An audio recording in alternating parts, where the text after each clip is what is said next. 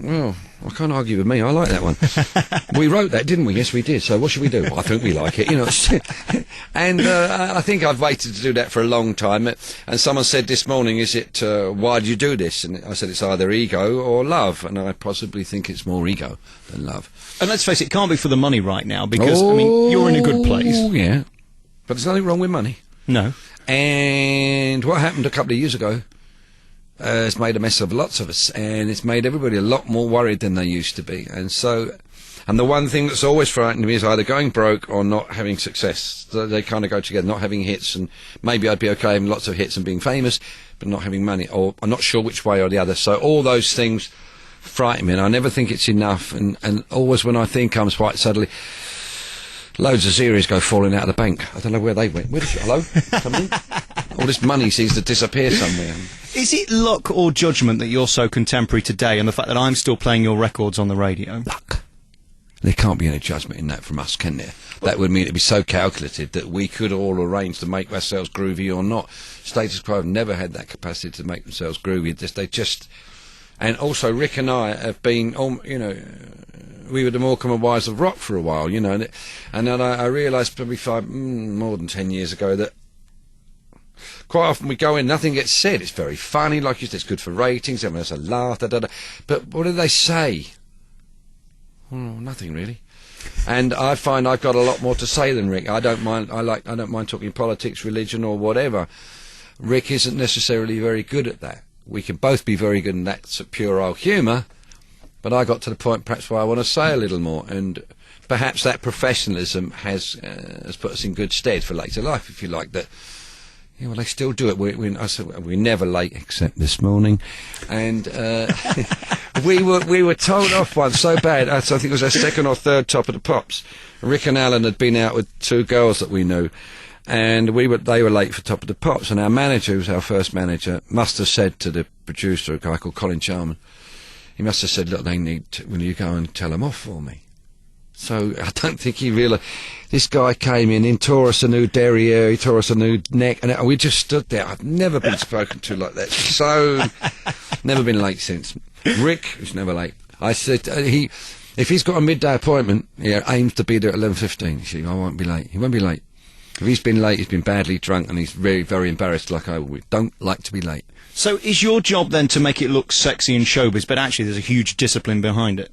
Yeah, that's the way of summing it up. I'm not sure about the sexy bit. Rick's sexy, I'm just that other fella that go... We're going to get into this, because I want to go back to your childhood in a moment, but let's start at the end, which is now, and the ladies, because, look, I'm a deeply unattractive man, I know this about myself. I mean, they do love you, don't they? No, but not from that point. I realise they do, but it isn't that way. I know that's what the people see in Rick. Perhaps that's, again, why it works. Rick is this real handsome hunk that women just cannot resist. And I know it. I don't have a problem with it. I've seen them since I was 15, 16. They just melt. And they still do. Young ones, old ones, they just go all gooey when he walks in the room. You go, how does he do that?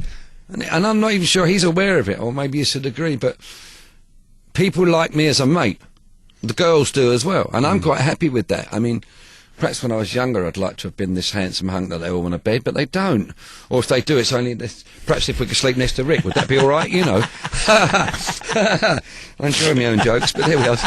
I don't know. I think it's, you know, I'm so grateful to still exist in this business, and it's something I always wanted when I was young. I still moan about it a lot, much as I do about this country, but I still love it. I feel I'm justified in moaning about this country because I love it. And the same with this business, I moan about it, and I know at 2 in the morning when I'm having a leak, I'll be going, oh no. I've got to go. I'm in the studio tomorrow morning at home with no, and then we're away going somewhere back here for. But I'm also looking forward to it.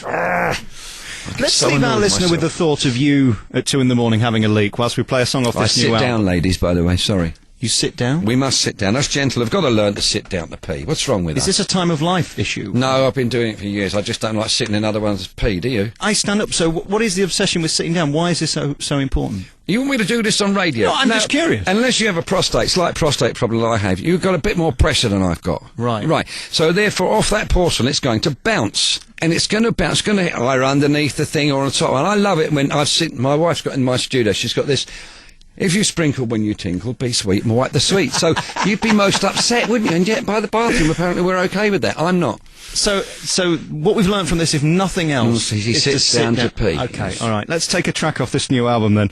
Which one's worth listening to whilst you're sat in an intimate moment? Intimate mode, one step at a time. So not because it's the single, it is the nice, it is the one, you'll hear it. I like it because it's kind of a bit ballady, isn't it? I love it. I think it's one of the best things I've ever done, yes. Alex Belfield on BBC in the Midlands. We're back with Francis Rossi on your favourite local radio station. It's Alex Belfield talking to an international megastar, but not sex symbol. That's what we're learning today. That's a symbol, never mind. When you walk on stage in front of tens of thousands, which you do regularly, at what point did that become normal? Good question. Probably middle to late 70s, probably. But even then, there's certain times, anything. But I think any performer will tell you, I can be really Jack the Leg confident, which I learnt to be as 12, mouth almighty. But it hides the screaming going on inside. Mum, help, you know. But I learnt to be Jack the Lad, as I said. I learnt to be all of this front. Most days, whether it's the solo stuff or whether I'm with the band, I'm fine going out, lovely, we go into the venue. If it's a normal day, Rick and I are in there early. If it's an average day, we're in at 2:30 for our evening meal.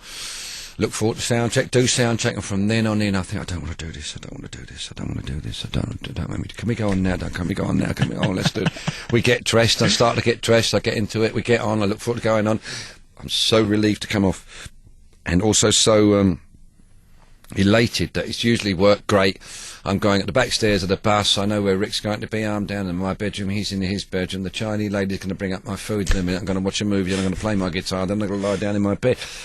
And that's the happiest moment for me. We're travelling through the night and everything's as it should be. Everyone at home is safe. All the band are upstairs in bed quiet and we're travelling through the night. So the ego of the performance isn't the highlight of your day? And that's strange. It must be the highlight, but there's this thing... That's what I said, the insecure little show-off. He's got this thing dragging him to want to go and show off, but at the same time, don't make me do it. But if you didn't make me do it tonight, why didn't you make me do it? It's like, don't look at me. Why aren't you looking at me? And it drives me insane, but that's what makes it work for me. And I've realised there are a lot of other people in all areas of showbiz that are like that. Even Mary Tyler Moore, which is where I first heard someone say, she said the very same to me. The best thing about her gigs, she said, is finishing. And that's what I feel. So is there a worry that you won't live up to expectation? Yeah, I think that's the thing that's little fear that's going up there. And as they're getting older, that, you know, things like Down and Rocking all over the world, it's always synonymous to do stuff that, if it's high, for some reason we hear it and think it's plaintive, it sounds even better. So, and they're basically out of my range. I shouldn't be singing up there. And so there is a little fear that I won't be able to do, you know, we won't be able to be him. However, I thought this the other night when singing Down, and I've been working abs a bit more stronger than usual lately, and then realised, oh, that's why I can hold this. I can hold the breath better tonight and get the notes better. But it's still high, and I think, well, I'm 61. Will I do that at 70? 70-year-old men don't sound like that. I said this, we were working in the studio the other night with Greg, my engineer. I've done something that's quite high. I said, does that freak you out? I said, what? I said, well... That's my voice. He said, yeah. I said, well, I'm 61. 61-year-old blokes don't sound like that, do they? But that's what, again, as I was growing up, what I saw as a 61-year-old, 41-year-old, and so on, well, they definitely aren't around now, because I'm them. And I definitely don't epitomise what was a 61-year-old man from when I was 10. Are you Millennium Man at home? I mean, do you take care of the kids? Are you into all the family stuff? No, I think I consider myself not a very good father and not a very good husband, because it's always been about me or status quo. It's always had to come first, you know. I'm sorry, I've been married to my current wife for 20, something. She's been with us about 22 years. I've been on one holiday to her aunt's place in Portugal, which was like committing suicide. I don't cherish the thought of living out of a suitcase, getting on an airplane and going to somewhere extremely hot where I can't breathe. I'll go home. If I got time off, I go home. I'm happiest at home or on the bus. Isn't that sad? So is this some form of, like, narcissism, then? It's all about you? Or is that you just being jokey about it? It's probably... I don't know if it's narcissism so much as protecting his phony baloney job. Do you know what I mean? It's this thing, status quo, has always been very, very important, because unless we do that, we don't eat, guys. They don't go to university. She doesn't get her thing. I don't have my... But equally, I could say to you, if it all goes wrong, you're going to be a very lonely man at home if there's nobody there waiting for you, if your kids don't like you. Agreed. It's a bit too late for him to think about that, but that's what he's done. That's why I said to you, I don't necessarily think I'm a very good father, but I've always balanced it with the fact that when I go home, I stay there. Most guys I know will, even if they're home, they go out to the pub with their mates. I don't. They go to a football match. I don't. They play golf. I don't. I stay home. They don't. And I mean, I stay home to the point that my kids go, Dad's still home then. But he's 20 now. When I was out on tour somewhere and I'd be talking to them, Dad, sit, put the other one on. And he said, Dad, when you come home, you're going to do puzzles. I always do puzzles at Christmas, so I just sit and do puzzles. It's like, for me, it's just wonderful. So, he kept on, he said, are you going to do puzzles? I said, yeah. So I got home on about the 19th of December, and he said, Dad, you're going to do puzzles? Yeah, after Christmas Day, let me get past Christmas Day and I'll do puzzles. Right. Dad, you're going to do puzzles? So it got to Boxing Day, I said, right, I'll do a puzzle. So he came when we set this puzzle up and he was gone. I'm thinking, like, Dad thought, God, it's good, isn't it? Kids, who'd have kids? Well, we would, obviously. But I realised then, every now and again, he tore out of this other room in the house and there's Dad. Right. Once Dad's doing a puzzle, he's not going out. So that's a kind of a safety thing. They know that I'm at home. If I'm not working, I'm at home. I don't go anywhere else. Thoroughly boring person. Alex Belfield on BBC in the Midlands. I don't have a singing voice, but then again, nor does Mick Jagger, nor does Bono, nor does Bruce Springsteen, nor does Madonna, nor does Kylie, nor does... Most of the big acts do not have voices. We've got these noises that we make that people happen to like. And we've learnt to do it. Bono being a prime example. Everyone thinks he's the saviour. No, he just learnt to do frontman. He was useless at it in the beginning. I like the band Muse immensely. I think that if they'd have been around in the 70s, we'd have all got floored by them, I'm afraid. One thing I think about that they don't have, they can't speak to an audience. They'll go, hey, Wembley. Oh, jeez, I don't want to say to the mic. Someone start a tune or something, But I've learnt to do the other stuff. It's just various ways. So it's like when, what's his name, does the X Factor. He says he's looking for the X Factor. No, he's not. He makes sure if he sees the X Factor, he puts it out. So they have to sing round it. Me, got no voice, better sing the melody because the song's going to win. And I just want to sing, and I just make a noise. And I've learnt to use it. Simple. The energy within your concerts are totally unique. I mean, I've seen you a couple of times. I wish I could see you in a smaller venue these days, because that would be really fun. For you, how is it playing these big B&Qs? I mean, where you can't see the back? Being honest, I'm not really happy with that. It's a tricky thing being in a band. You need this bigger, more ego-looking stuff. The bigger it looks, the better. However, when you get past, and possibly sometimes even venues like Birmingham or Wembley, our arenas in this country, that there's a certain amount of detachment. When we went back into the theatres in about 10 or 12 years ago, I thought, what a great idea. Now can't get out of the things, and they're hard work in this country. But there is something about looking up like that and catching, and you see somebody's eye, and they know I'm looking at them. They see my diddle eye moving around, they see the bald spot, whatever. They can see me look at Rick and laugh.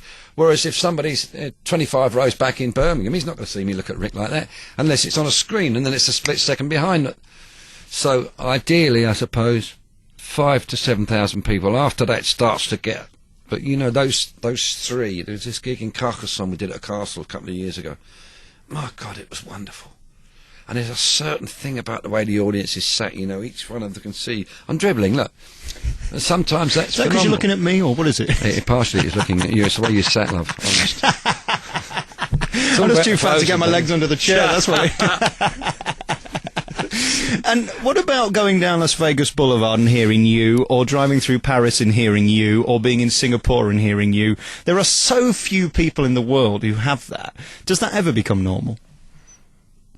Yes and no. I mean, you go, oh, that's good, isn't it? And then another time you say, well...